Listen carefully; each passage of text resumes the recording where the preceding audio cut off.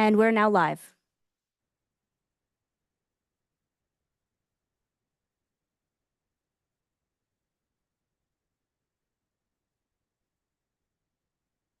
Here, thank you, John. You sit in this seat. Well, good afternoon. Good afternoon. And welcome to the Committee of the Whole meeting on Wednesday, June 26th at 3 p.m. Before we begin, I would like to say we are grateful to be located on the traditional and unceded territory of the Shishalt Nation. We respect the histories, language, and culture of the people of the Shishalt Nation, whose presence continues to enrich this community. So we have an agenda in front of us, and first up, I would like to call to order and see if we have any declaration of conflict. All right, seeing none. Carried. So all in favor, and it is carried. So, all right, moving to item number 4. We have delegations and proclamations. Yes, oh no, I'm coming to that. Seeing none, can I have a motion to adopt the agenda? All in favor? Carried. So moving on to item number 4, delegations and proclamations, seeing that we have none as certainly part of our group here today. Welcome all of you for coming. We'll move on then to our first item, our business item number 5.1, which is the Municipal Hall and Library remediation.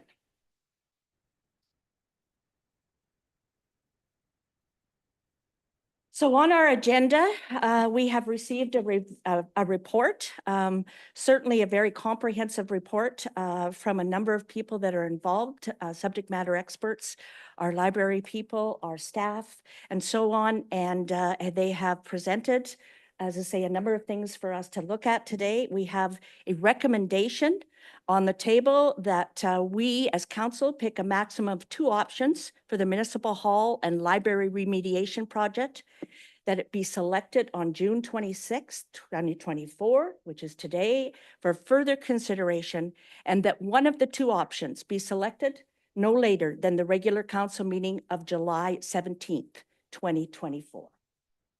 So council, discussion and questions. Shall we hear the presentation from? Yes, certainly. Do you want to start with that then, Jimmy? Would you like to start? What's the best way here? Okay. Madam Chair, I'll You'll kick it off? I'll kick it off. Thank you very much. Cue the presentation, please. Please do. Thank you.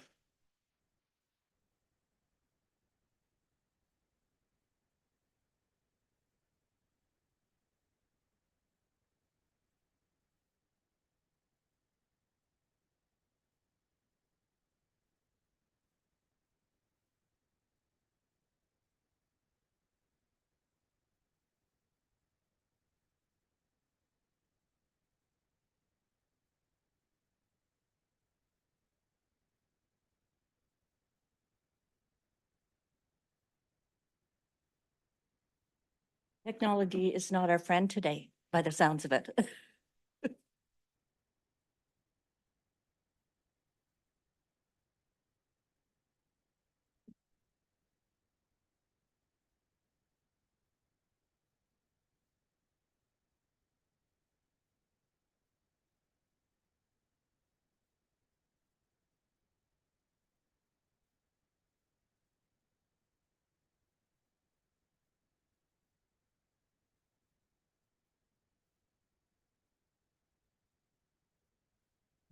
The presentation has some great pictures in it, so Good. It's definitely worth historical paying for. ones too. Thank you, Director Dillon. That's good.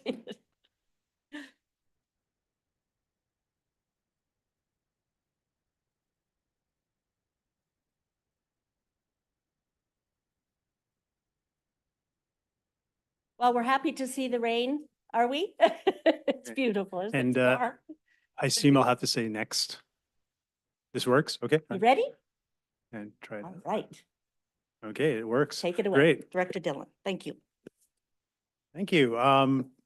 Looking forward to starting this presentation today. So I'll be introducing this topic, and then I'll hand it over to the very capable team to the left of me.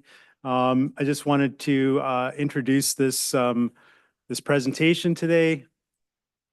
And the purpose of today's presentation is to provide historical context about the library and municipal hall. We'll have SR Engineering do a capable presentation on the existing structural and envelope issues, of which there are a few. We'll talk about the spatial constraints of this existing building as it is now and how it would be an issue for future operations as the community grows and as the library and the staff grow here. We want to provide information on each one of the options, and that portion will be provided by SR and Toad, who's the architect on this project. And then we want to eliminate at least two of the options today. So 2 options voted off the island would be great. And then finally, we want to equip council with enough information and answer your questions so that puts you in a position to make a final decision on which is the preferred option by July 17th at the next, at a subsequent council meeting.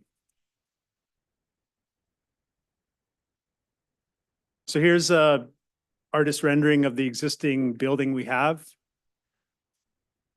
And if you go look back at it, it was built in 1995.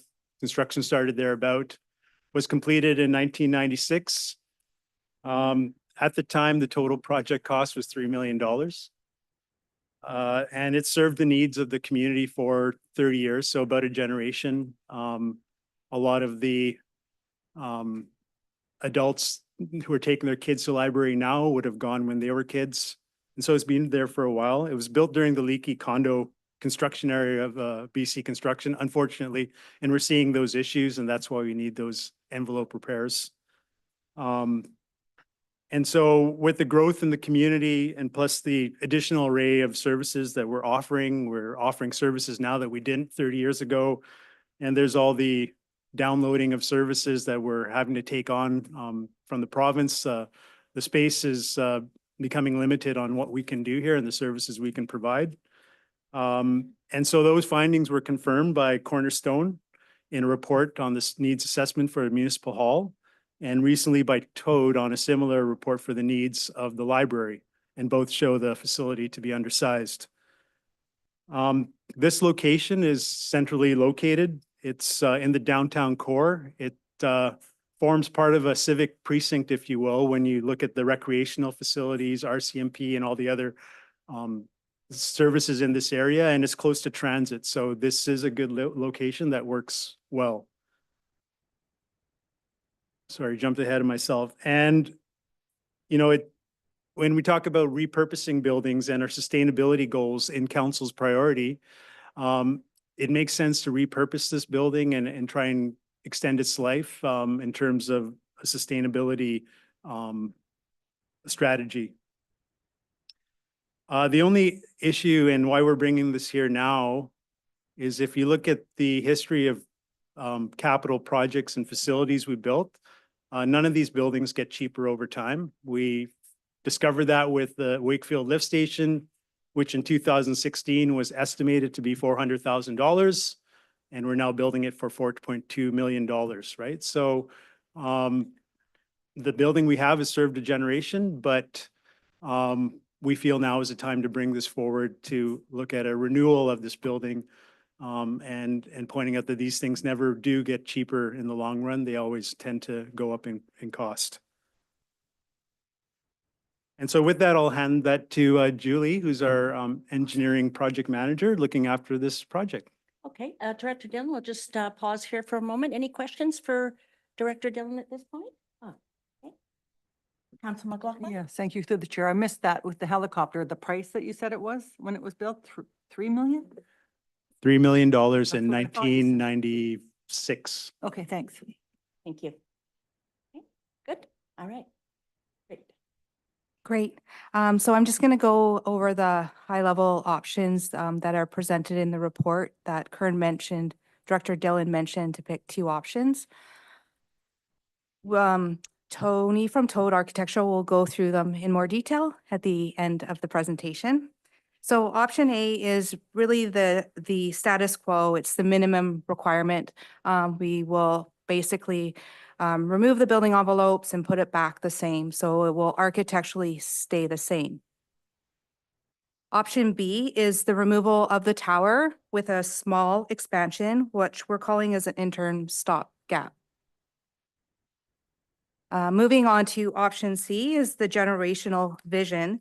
This is the addition of the significant expansion. And it's very high level. We just want to, again, remind the team that this is just a high level example of what an expansion could look like at the district and the library. And option D is the pause and plan option. It includes the tower remediation and the adjacent walls, but it also includes us looking at other options, which would involve a feasibility study and community engagement, and other various options that we'll discuss, like leasing, building new, those other options that were discussed in the needs assessment report for Municipal Hall. I'll now pass it along to William from SR Engineering.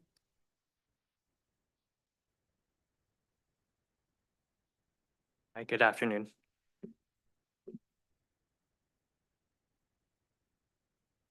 Sorry. Okay, great. Good afternoon. When SR Engineering was first retained by the District of Sechelt, we were informed that the building was experiencing various issues with their building envelope. I'm so sorry to interrupt. Could you pull the mic closer Over? to you, please? Sure. Thank you. Is this okay? Yeah? Yeah. The objective of our review was thereby to identify the issues, investigate the cause, and establish a repair strategy.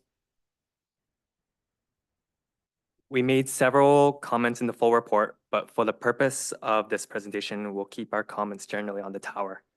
Our assessment included visual reviews of the site, targeted exploratory openings to assess framing conditions, and review of the original design. What we uncovered was that, as shown on the photos and as suspected by the district, air leakage and various degrees of moisture had occurred through the building envelope. One of our preferred evaluations is through exploratory openings. Our assessment found that the tower had water stains with moisture percentage content around low 20s in percentage. This we would consider to be a cautionary finding, which is the yellow of the graph. Wood decay occurs due to the growth of specific fungi, and moisture is the most critical condition for its growth. Once fungi growth has taken hold, it will continue to grow with moisture contents as low as 22%, eventually falling into the red, representing the significant deterioration. So what is contributing to the moisture conditions? As seen by the image, the main wetting sources are precipitation, water vapor transported by diffusion and/or air movement, construction moisture, and groundwater. For us specifically at the tower, we are looking mostly into mechanisms 1, 2, and 3. Due to the various moisture sources, a building envelope must thereby have various barriers correctly positioned and detailed within the building assembly. Our warm and wet climate means that wetting exposure of this building is high and drying potential is low. So once moisture is in, and if not effectively designed, it won't dry out and instead it'll worsen. Managing the moisture is therefore essential. One of the avenues of moisture is due to vapor drive. Interior moisture can migrate outward by air movement or vapor diffusion. Although the performance of the building enclosure and the interior environment are interrelated, we have identified that the current interior conditions are measured in conformance to good practice. What this graph shows is that even with good interior conditions, the building is still not immune to condensation. All humidity and temperature conditions still have a dew point. However, the interior parameters are reasonable enough that we can design against it through effective wall, windows, and roof assessments and planning.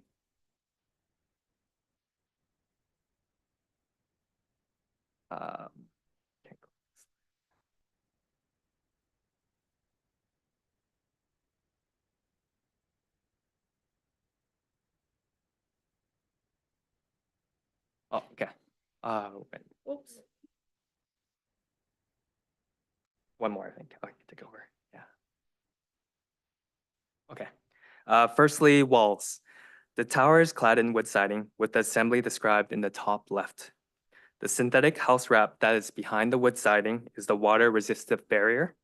The insulation is the thermal resistance, and the polyethylene is the vapor barrier. An air barrier continuity is suspected to be absent. There are also steel members which frame the tower, leaving cold areas in the wall susceptible to condensation from interior humidity. This type of system relies on the continuity of its various barriers to prevent water ingress. If the continuity is compromised through failure mechanisms such as our photos of insufficient detailing, failed sealant, holes in siding, unsealed penetrations, and damage to what we see at the tower, the system is not able to internally manage the additional moisture loads, resulting in deterioration. The leaky condo crisis has been termed for such issues. Next, windows at the tower. The double glazed aluminum frame assemblies appear to be nearing its service life. The tower has signs that these small joint sealants, gaskets, and glazing tapes are reaching its service life or have failed systemically.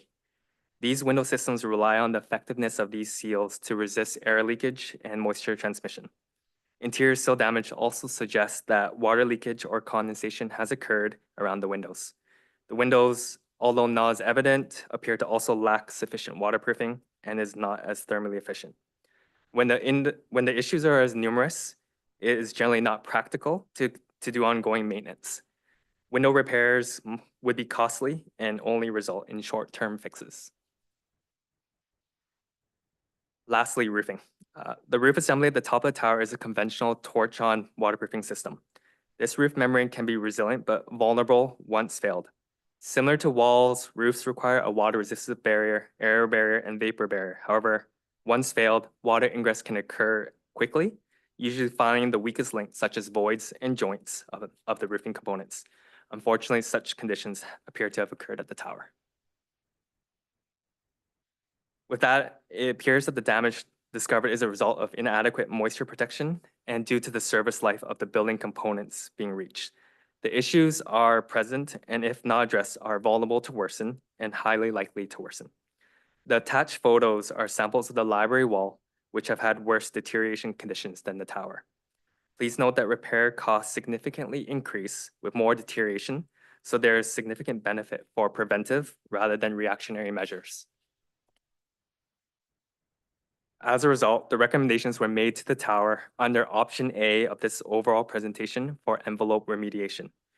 The designs of the original construction are outdated and more resilient technologies are present. We thereby recommend for cladding replacement to rain screen assemblies, which incorporate a strapping layer for drainage and ventilation, as well as we recommend for window upgrades and roof re-waterproofing. With these, we would also be targeting more efficient energy and airtight designs. The recommendations that we had were broken down to reflect 5 phases of repair, shown here in priority, while trying to manage cost implications in smaller increments to the district. Phase 2 is the envelope remedial plan to the tower, directly impacted by the expansion options of this presentation.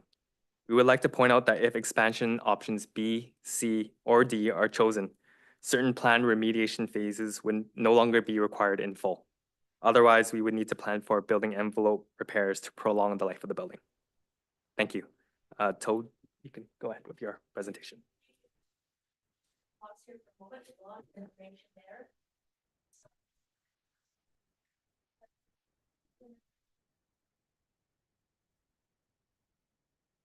I have one. Oh, Okay, Councilman McLaughlin. thank you through the chair. I'm just wondering if, looking at the building, are the foundations good?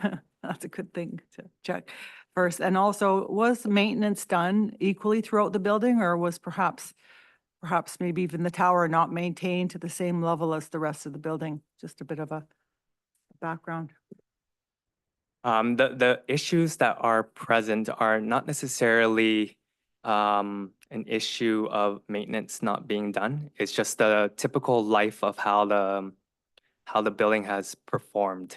It's very similar to what we find in buildings built of that same age. So it's not necessarily a maintenance. Maintenance can certainly prolong the life of a building, but service lives of things like windows and cladding generally around 30 years, 20 to 30 years.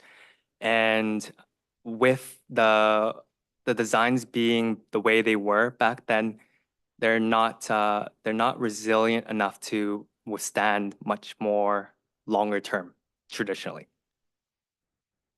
Yeah.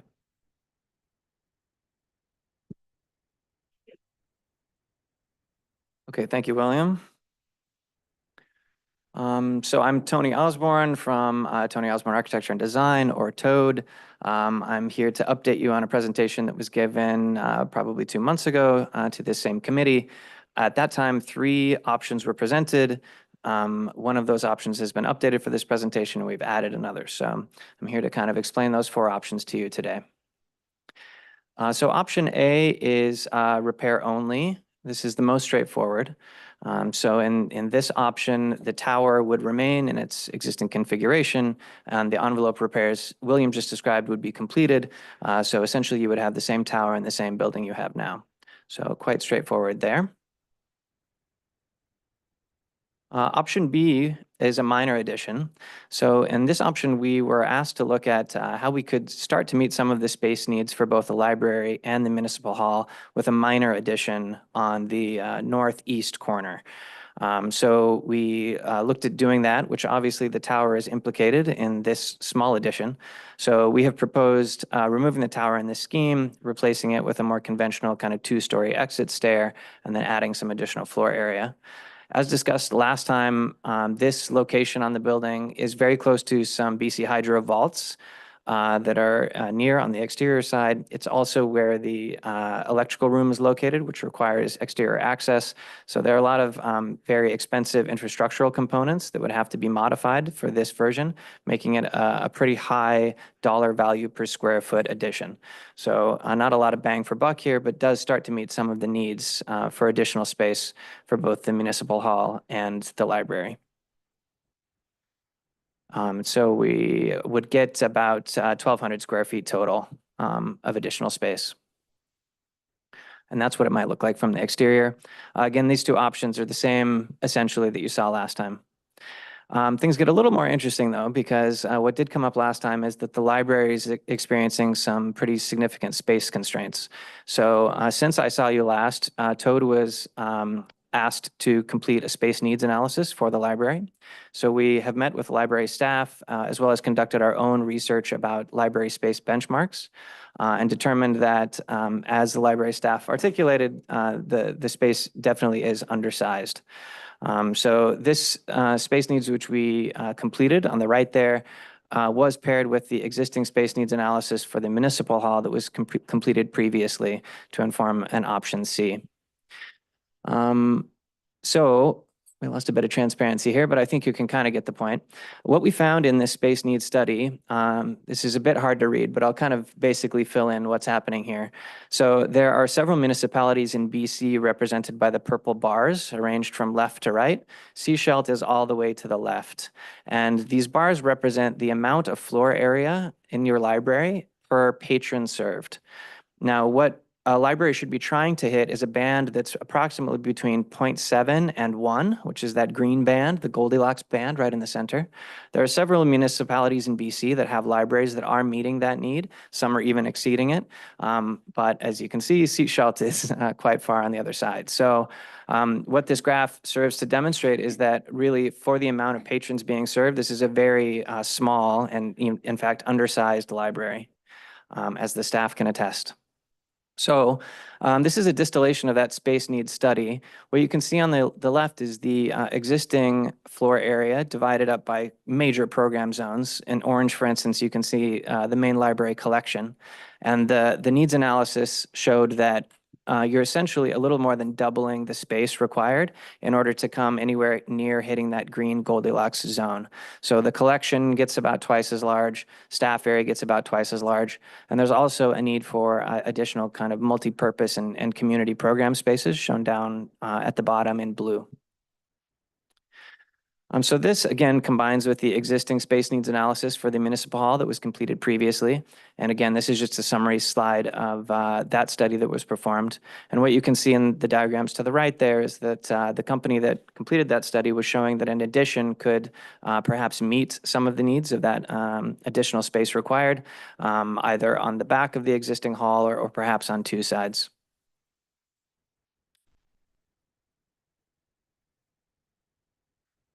So summarizing both, you can see that municipal hall study right in the middle of the slide there shows the existing space of the municipal hall in green and the additional space, which again, that study showed that the hall would need to about double its space in order to meet the space needs.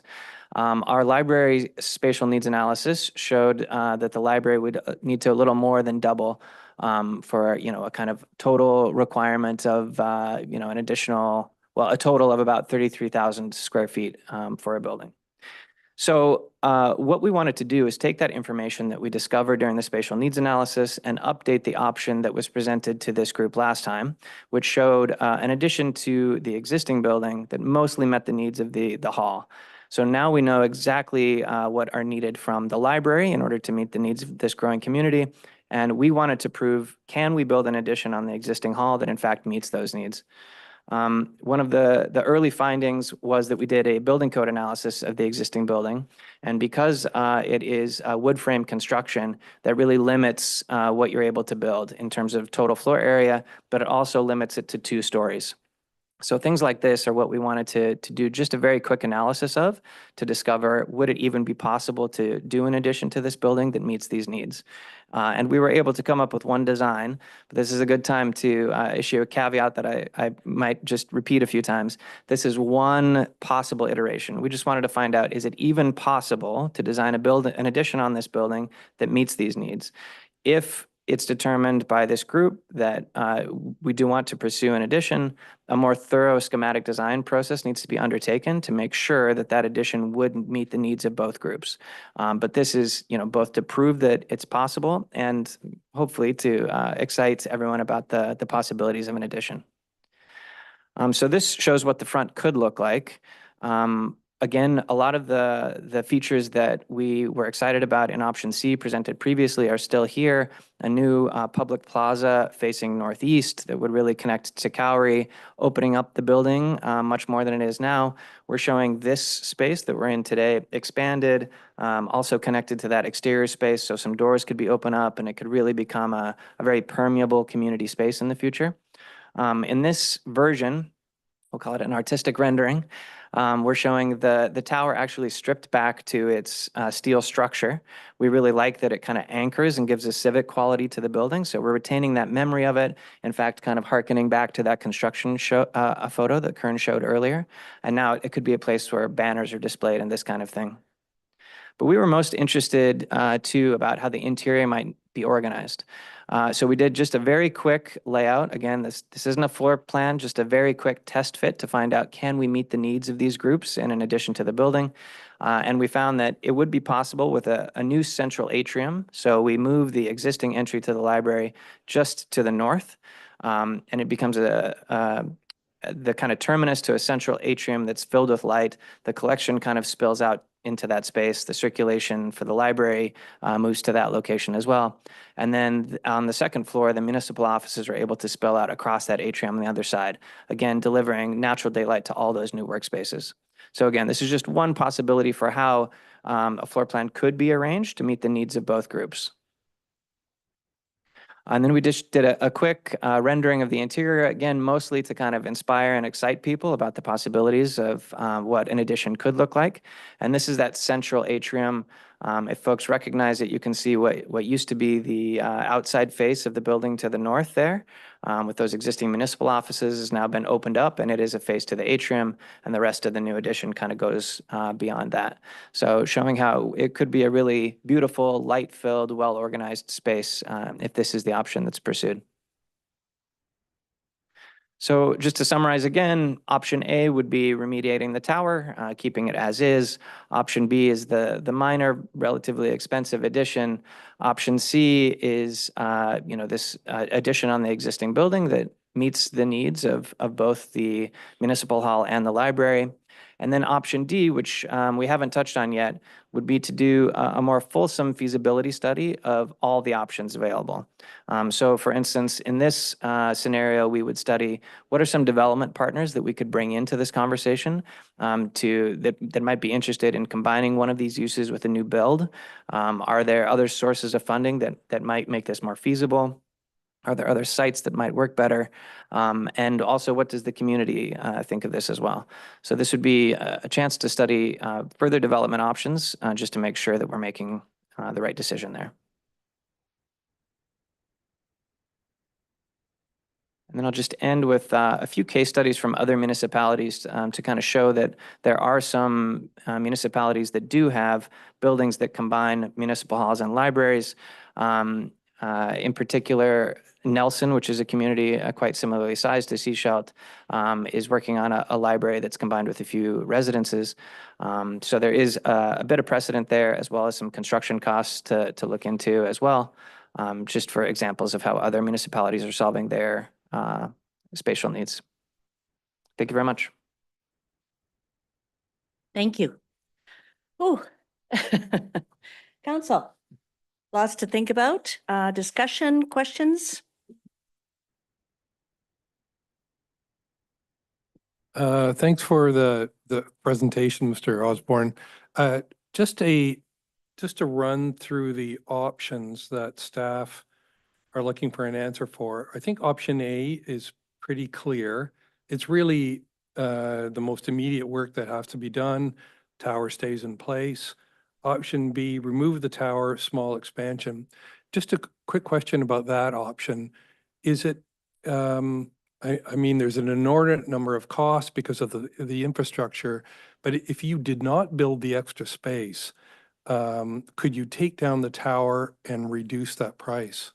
Do you have to spend that extra money beyond the sort of $950,000 if you're not building the extra space? The answer is no. In that option, the tower could be removed, converted to a very standard 2-story high exit stair, and no additional space would be built on as an addition. That is an option. All right, so that's not 3.5 million. What would that be? I guess that's what I'm trying to get at. It's difficult to say. And also another caveat to issue is that the budget numbers in the report are general estimates based Yeah. on kind of per square foot construction costs. A quantity surveyor would probably be able to deliver a more accurate estimate. So it's quite difficult to say.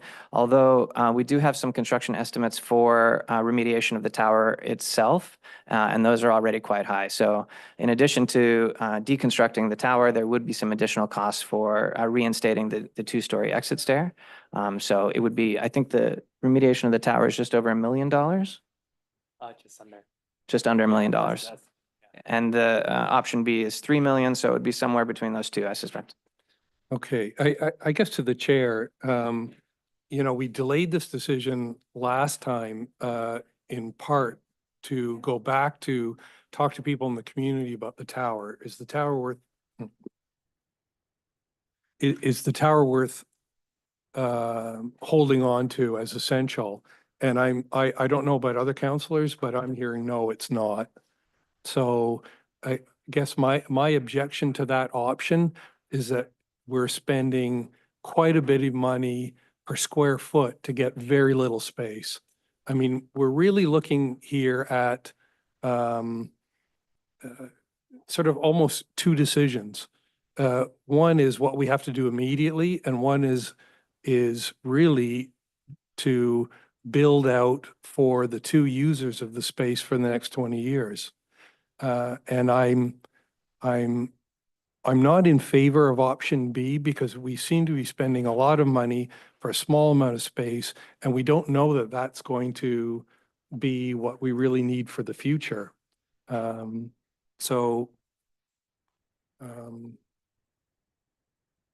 You know, I think your comments on C are clear. That's the sort of 20-year vision. But in terms of, to answer staff's request for today, I'm sort of leaning towards option A and D. In order to spend the minimum amounts of money that we have to, and I recognize we have to, it's as Director Kearns pointed out, the life of the building's finished. It's the first 30 years. We have to think about what to do for the next 30. But we obviously have to spend money to correct the problems that have occurred in the structure. So that would be my first take. Thank you. Thanks. well analyzed. Thank you. Counselor Toth. Thank you, Chair. Yeah, I'm really struggling with the option C. I mean, even option B, it's a lot of money for sure. It was emphasized, you know, the hydro vaults, the electrical room, there's a lot of infrastructure there. The previous Cornerstone report did look at possibly sort of squaring off and expanding on the other corner of the building. And I was just wondering if anybody at the delegation table wanted to speak to why that option wasn't looked at more or presented maybe instead of the Okay. tower corner. Thank you. Okay, thank you. Question for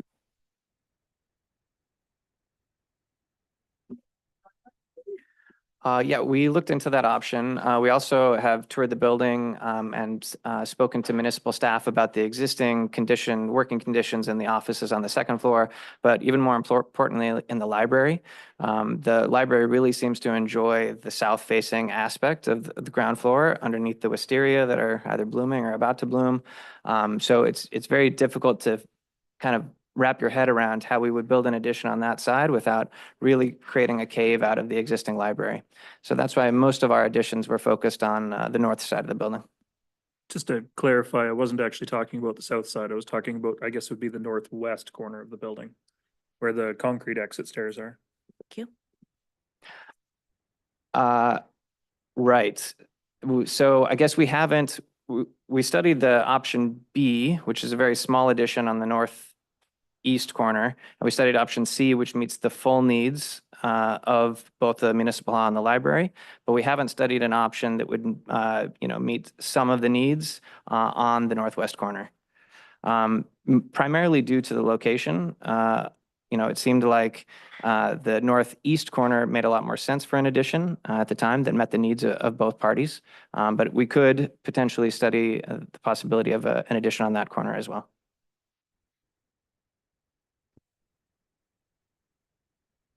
Thank you. Councillor McLaughlin. Yes, thank you through the chair. I think we're all aware that, it's a financial concern with the prices going up, but we also recognize that the libraries are in a huge squeeze. They need space. As City Hall, we hear our staff are squeezed. So there is demand with just being pressured with the current staffing levels that we have. Now, looking to the future, I'm not sure how AI might affect libraries in particular, or even our staff, but I think there is something there as kind of an unknown in terms of just planning the way we did in the past for the future for space and bodies and normal work processes, but it's a bit of a concern for me. And it was interesting to see the details on who this library serves, because it kind of escaped me before that, Roberts Creek, Half Moon Bay, Pender Harbor.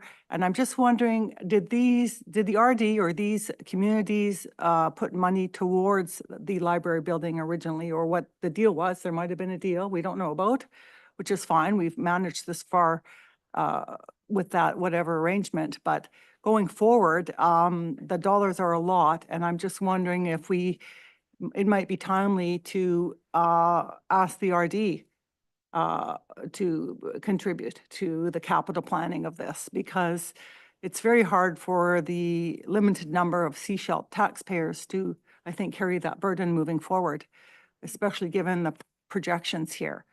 So that is something I would want to explore before I would commit to serious dollars. And we are even putting a lot of our current reserves towards just the project of repairing what has to be done right now. It's almost a state of emergency to get this building safe and workable and livable.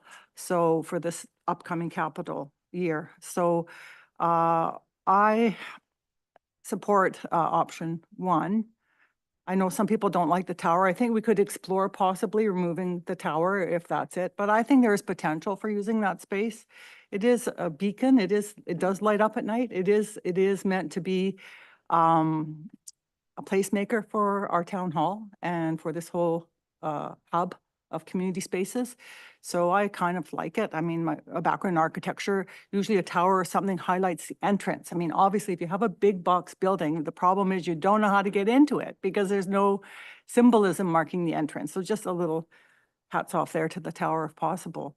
But yeah, the costs are a big concern. And I think if we do want to go forward, I think we need to do a lot of community consultation. And I think we should first consult with the RD and see if it's a service that we can partner in going forward. We do, in a way, partner, but in terms of capital funding and even maybe possibly Sea Salt Nation can contribute as a future project. But those are my main concerns. Thank you.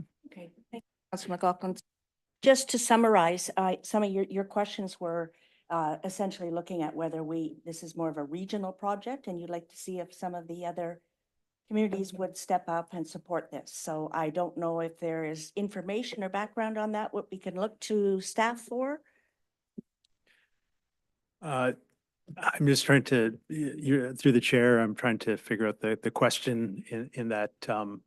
And I think the question is, how do we look at funding? And I think my answer to that is today, we don't look at funding. We look at which options we want to look at. And when we get to the next stage, when we're eliminating options, if that's a desire of council to have information on funding, we can include that in the report that we bring forward to. That's a discussion with the Department of the finance director and those other partner governments to which I don't have answers to today. But today is about moving forward with two options. So we're not deciding today on which option we want to pursue. We just want to eliminate the two we don't like. A question. I'm not sure how we proceed with that in terms of a formal ask, in terms of the regional directors or regional partners, how that might work and whether that conversation could happen. How is that put on the table? Councillor Toth? Thank you, Chair. Just in thinking about it, I'm not sure that, so the regional district would be able to legislatively contribute to the capital construction costs of another municipality's buildings. They've got a funding agreement with the library for operations. They don't contribute to the construction or to the maintenance of this building in an ongoing basis. If it was a regional library service, that might be a different conversation, but because we've got separate library services, I don't believe legislatively the regional district could contribute. Recognizing, $18 million is a huge chunk of change. I ran it just based on the MFA rates for a 20-year loan. It looks like it would be $1.4 million a year for the next 20 years, which I don't know, I think that's about a 12% tax increase to pay for it. Hearing what Director Dillon said about, we're not really looking at the money aspect of things today. We're just looking to take a couple of options off the table. I've got a ton of questions about, the province has changed the rules around community amenity contributions. So now we can start to collect money for things like library expansions. What does that look like? What options are available to us through that? And so from that perspective, I'm really opposed to the $18 million if we had to just borrow and build it. But if there's other funding sources, I feel like we really do need to have that conversation about what everybody needs for the next 30 years. Okay.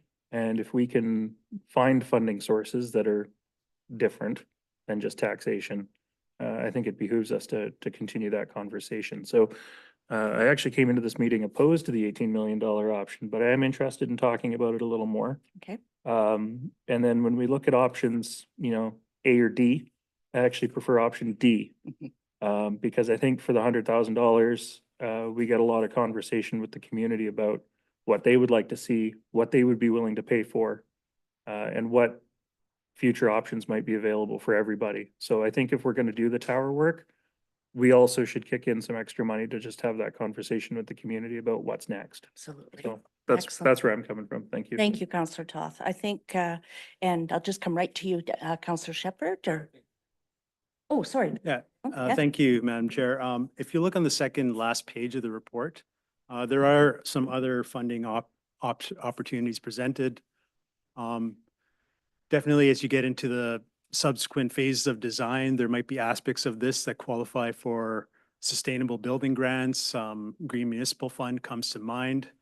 When we look at the last building we built of this magnitude, the Water Resource Center, that was a bunch of different funding sources, I believe, that contributed to that project. So staff will look at all funding that's available, all the mixture of grants that are available, what revenue generating opportunities might be available. And so some of those are outlined on the second last page. And so if we get the direction we need today to move forward and look at that stuff, we will definitely dive into more detail on them. Thanks. And I think, you know, that it's important to bring this up though, in terms of, because I know cost is a big factor on all of our minds. And so for us to be able to know that there's other opportunities for possible other ways other than tax to pay for this. And I agree that certainly the Green Municipal Fund, it is has capital project in it for retrofitting. So I think that is a possibility as well. And it is open at this point and on an ongoing basis. So there are some other opportunities. Thank you for the information on the funding. I think we're getting closer at this point. And Mayor Henderson, I'm coming to you. Mayor Henderson. Thank you, Chair. I want to clarify A and D. To me, D is actually A plus $100,000 for consultation.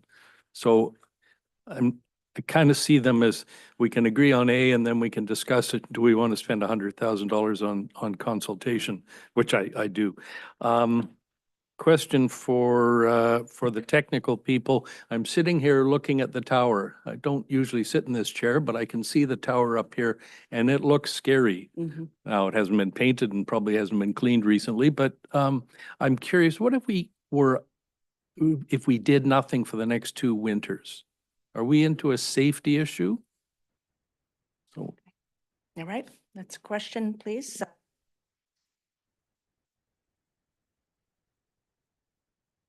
Yeah, so in general, like we had already put in our report that the observations were cautionary, which means that it's in a status where it will just gradually get worse. So there is, the longer you wait, the more risk and things will get worse.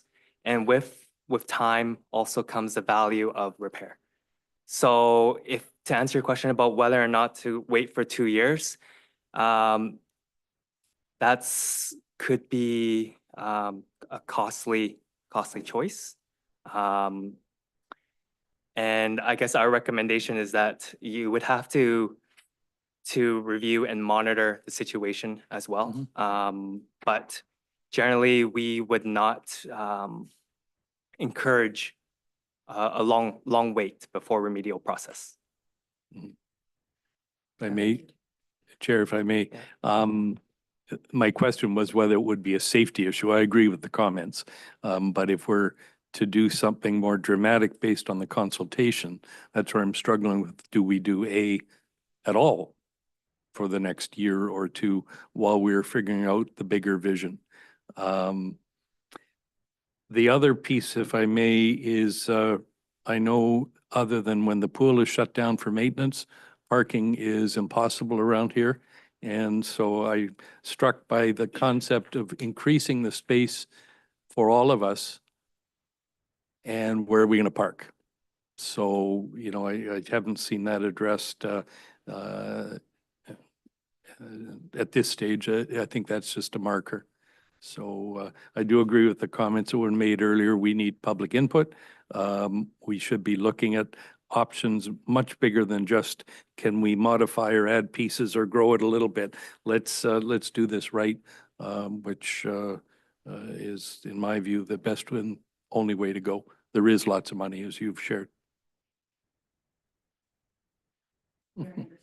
Thank you. Councillor Shepherd.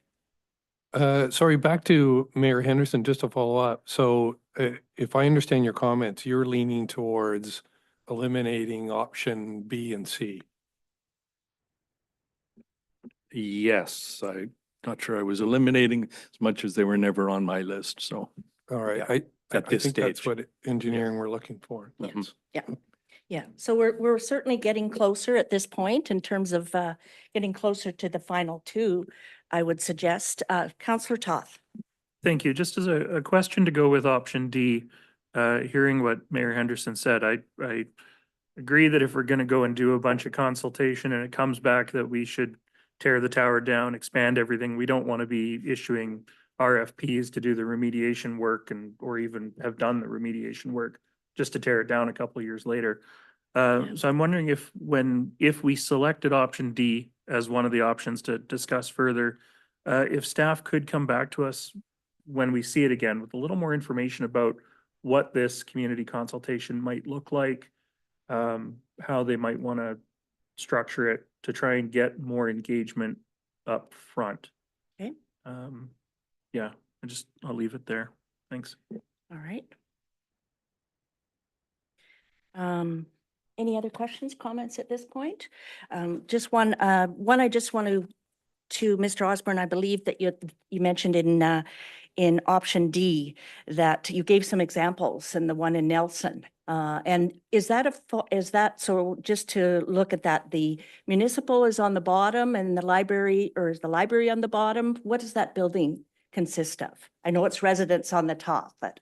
I believe it's library on the bottom and residential on the top. Okay. And that was a rendering, Right. so I don't believe it's under construction yet. So Okay. it's a design that they're pursuing. Right. And one of the things that you had said is that because of the building code, that the current building is wooden, so that we could not build, it limits us to 2 floors if we were going to be looking at any possible new construction. That's correct. Okay. Yeah, there are some caveats there. I'm not going to bore the whole room with the building code analysis, Okay. but generally speaking, yes, that's correct. Okay, thank you. Other comments, questions? Councillor McLaughlin? Yes, thank you through the chair. I always like to take a holistic approach. And so I was just looking online and I noticed that through the Ministry of Municipal Affairs Public Libraries branch, there's a template that for the library grant that each library organization fills out annually. And so I was reading Gibson's and Seashells. And I mean, there's issues in there about functioning and services they have to provide that they find are just being almost downloaded to them. It just gives you kind of some insight into what their issues are and what's going on. And even Gibson's has issues that I never thought of. So I would sort of like to see these types of reports reviewed as well, because there may be, I mean, it's a community service that libraries provide. And it may be that we can change some of those, the way they're happening now as 2 kind of siloed library groups to see how we can provide, services that better suit the changing demographics and the types of things the community would like to provide. Maybe some synergies in terms of even just administration. And that could also inform some of our space planning. I mean, it may be possible to have a small library in Half Moon Bay or in Roberts Creek. I mean, this is sort of what happens when you need more space. You don't necessarily add it to the building. You think about where could we put more space to serve the public. So if those reports could be included in the review, that'd be great. Thank you. Thank you, Councillor McLaughlin. All right, I would suggest that we may be getting to a point of motion. And are we, Councillor Toth? Well, recommendation. Recommendation, okay. I do acknowledge that, a maximum of 2 options. I think from what I've heard, it sounds like we all sort of are in line with looking at some form of keeping the tower. So I'd like to make a recommendation that option D be selected for further consideration. And I'll leave it there. And then maybe somebody wants to suggest another one afterwards. Okay, Councillor Shepherd? I guess I'll make a further recommendation then that the second option, because staff are looking for 2 options, Mhm. be option A. Okay. All right. All right. Do we have any other? Yeah. Councillor Toth, do you have a question? I do, from a process perspective, I put that on the floor. So I would have hoped that somebody would second that. I don't think procedurally there's anything that would prevent us from passing that one. Okay, And then somebody from proposing a second one, okay, and then we could pass that.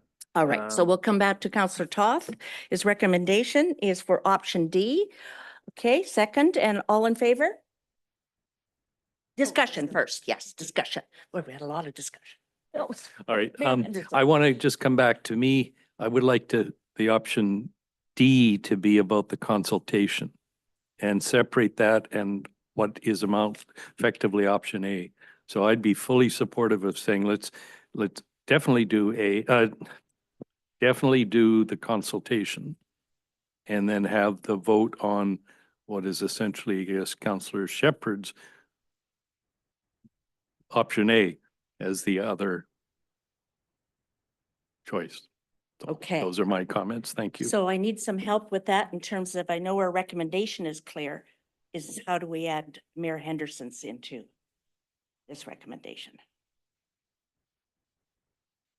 Madam Chair, we could amend the motion to include the consultation portion of option D only Okay. and vote on that, and then consider a separate motion after. Okay. And so how, Mayor Henderson? Procedurally, I would suggest we could, if you were to agree with where I'm going, we'd vote down the motion on the floor and have a new one. Okay. That would be my suggestion. as Okay, so opposed the to- motion on the floor is that we have a recommendation for council or for option D. And we've had that seconded by Councillor Shepherd, correct? All in favor? Or discussion? Yeah. Any more discussion? One more comment. Okay. Thank you, Chair. I don't, because we still have to have this conversation one more time. I don't think the consultation, like, I don't see us as needing to move option A as an option if we go forward with option D, because I think staff hopefully have heard what we've talked about, wanting to know more details with regards to what that consultation would look like. And I think when we see it again, we can clarify that we want to go forward with option, just the consultation.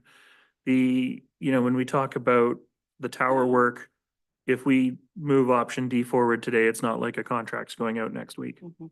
So I see it sort of as redundant to look at option A if we're looking at option D. Okay, Thank you. discussion? Comments? Councillor Shepherd. So if I could just hear Councillor Toth's motion again. I mean, that option D be selected for further consideration. D is in dog.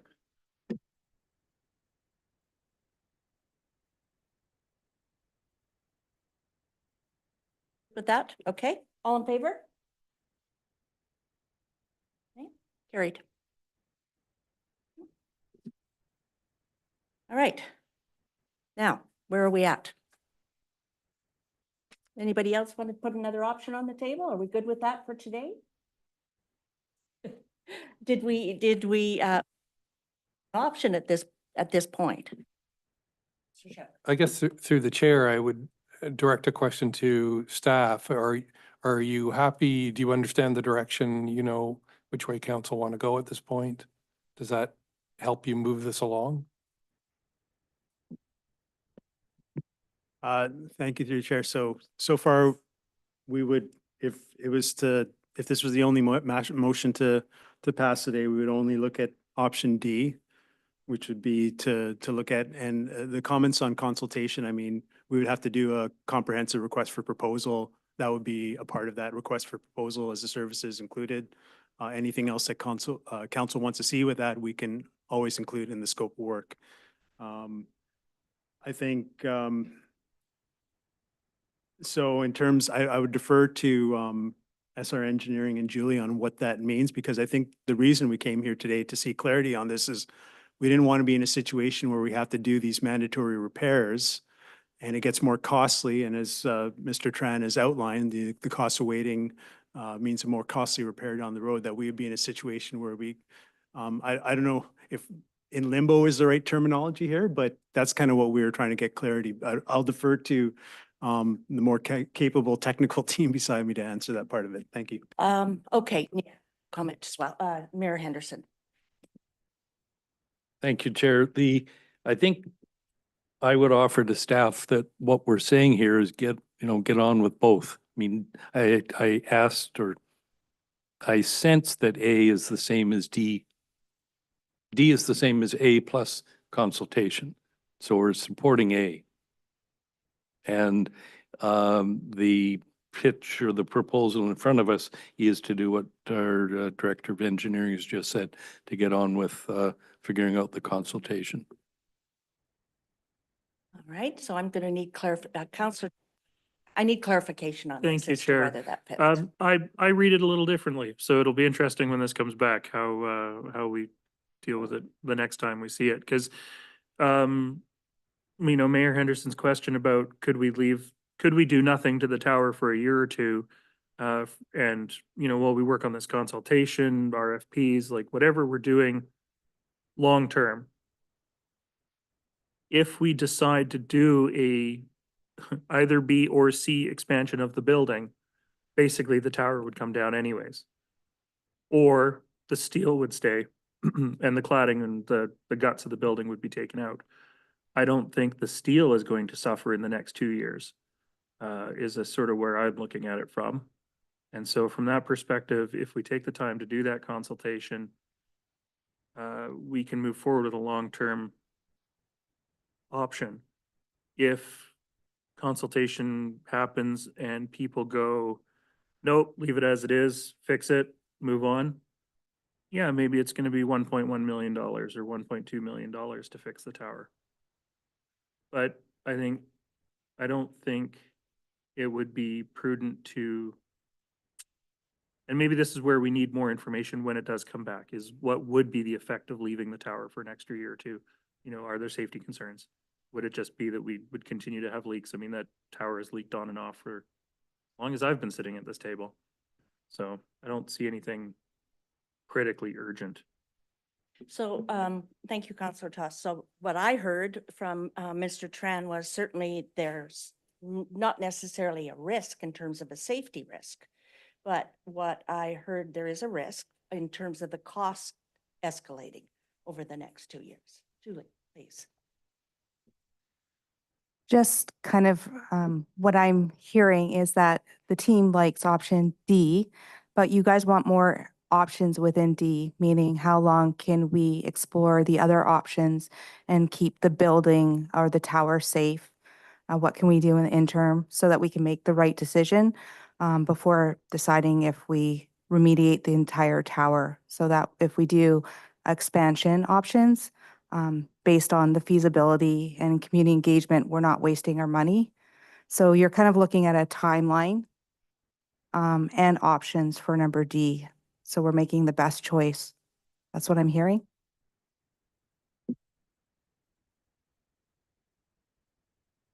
Councillor Shepherd. Yeah, that sort of reflects, I think it's a really interesting point about leaving the repairs for a year or two because it could be money wasted. Where we're exposed is we have an atmospheric river and, we're forced into short-term repairs where we have no choice. That's as long as everyone's aware. Okay, thank you. Other comments, discussion? All right. Well, I think we're landing somewhere here on option D. But is there were some other options within option D. How do we summarize that? Need some assistance on that. I'm sorry, I'm not sure I understand the additional options. Just say option D at this point and leave it at that and move forward. We don't need to record or, yes. Yeah, that's my impression is that Okay. we're saying option D and That's then it. if there are any other iterations of that, we'll let The staff come handle back. that. Okay, that's perfect. Director Dillon.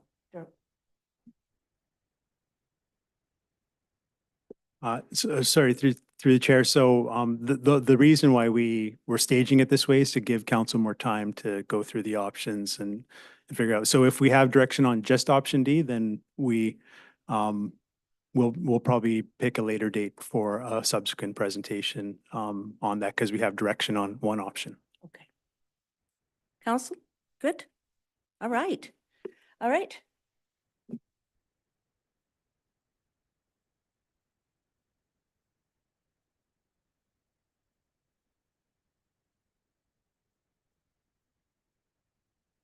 Yes, well done, Council. Thank you. And thank you to all of the staff. Great work in terms of what you've given us to work with and our delegates today. Lots of information and lots of scary stuff, but also it's exciting at the same time. We need to look at this. It's an important project for us. So thank you for putting the work into this. Excellent. When do we take questions from any at this? That's it first, okay?